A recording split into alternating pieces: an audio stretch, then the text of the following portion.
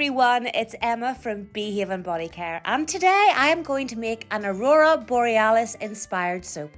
If you've come over from my other channels, Insta and TikTok, where I've been creating content about my soap making, my beekeeping and my day-to-day shop life for years, welcome. And if you are completely new here, I am a beekeeper, I am a skincare maker, and I am from Northern Ireland. We hand make over 270 different skincare products in our little factory shop in a corner of County Down. There are two of us in the business. It's myself and my daughter Brooke. I make all of the skincare and Brooke looks after the books and does all of the important stuff. And she makes our perfumes too. Anyway, back to the soap. You will have seen I am using Titan Blue Mica from Mystic Moments. It morphs to a good grey, and that's what I'm going to be using in the bottom third.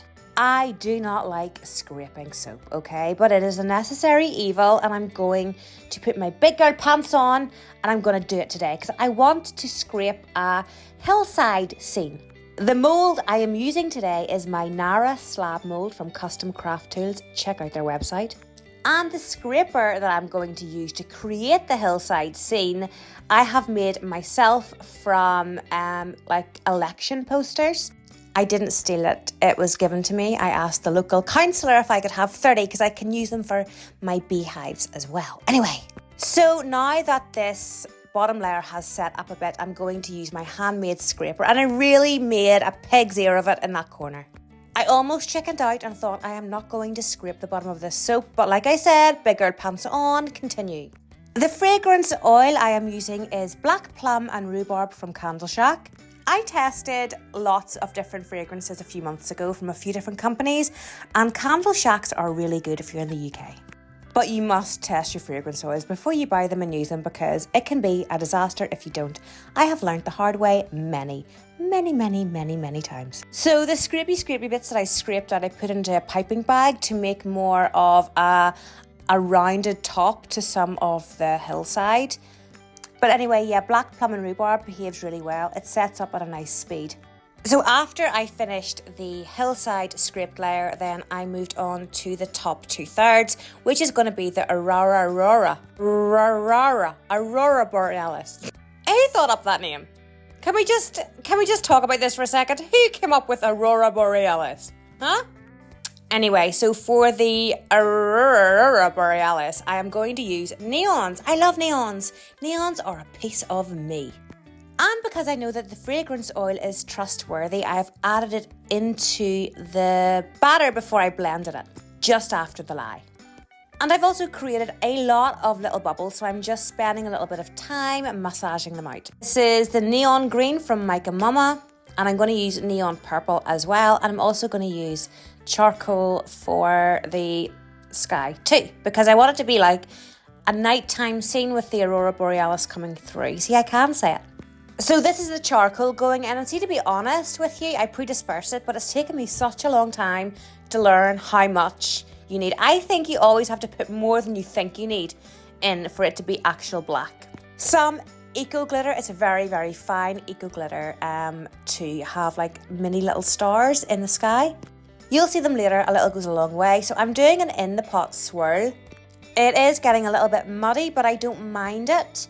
I am a very impatient soap maker. If I could learn to be more patient, I don't know. Anyway, I am happy with the muddiness. You'll see why. Can you see that? Can you just look at that? It's beautiful. And you can see the little sparkles from the eco glitter. I'm taking some time to make sure that I fill all of the gaps. I do not want like air holes whenever I cut the soap. I did get a few. Anyway, I extruded this soap dough earlier on in the morning, and I should have cut it to size then, but I didn't. So I'm just cutting the stars. I want to have a little star in the corner. They are supposed to be in the top corner, but as you see, yeah, I didn't place them properly. They're okay, but I would like them further up. Anyway, and the other thing, right, and look, my soap making channel isn't going to be about perfection. It's about, here's what I did and here's what I would do differently. So I should have done a mica line between the scraped hillside and the Aurora Borealis sky.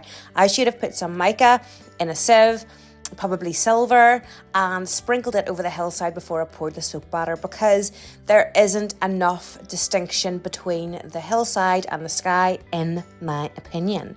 You will see it in a second.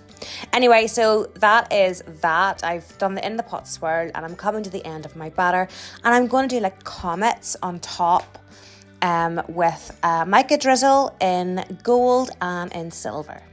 By the way, this was not a planned soap. This soap was made because my printer, we print all of our own stuff in the shop. We do all of our own labels, front and back. Our printer, which is expensive, is our lifeblood of the shop. And sometimes it breaks, and we've got like a service contract, the engineers come out. But because the engineers are used to people working in offices and not like soap and skincare makers, there's always dramas with the settings. They always amend our settings and then things don't work. So this was like a soap that I made because I was losing my mind. We couldn't print anything, and I had a social media event to do stuff for, to prep stuff for. And I also had new products launching the next day. So I was having a hissy fit. So this is why I made this soap. It was not planned. Anyway, I just thought I would let you know that. So this is the next day. I see pop all of my soap, but I don't see pop my slabs in the oven, but I do get hot bricks in the oven, bring them out and set the slabs on top of the hot bricks to force gel.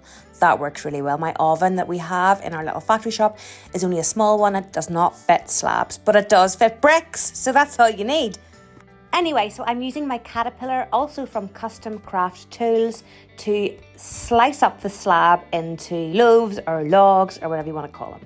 So we're going to get it sliced very shortly, and you will see what I mean about the mica line. Okay, the problem with me is I am a perfectionist, and if things aren't perfect, I don't think that they're right. And that is completely wrong, because everything is individual. Everything has its place, even if things aren't perfect. And look, I'm not perfect. I'm missing the tips of 2 fingers, and, you know, like I'm an imperfect person. But because that mica line isn't there, I feel that these soaps aren't good enough, which is wrong, because they are good enough, and I've made 50 of them and I will be selling them and my customers will love them. But to me, I missed the mica line. I completely messed up, and you know what? These are just not good enough. We sell our imperfects for a local dog charity, and if Brooke wasn't in charge of our finances, I probably would put these in the basket because they haven't got the mica line. But Brooke will be like, no, mother, we must sell them. They are fine, they're lovely, people will love them.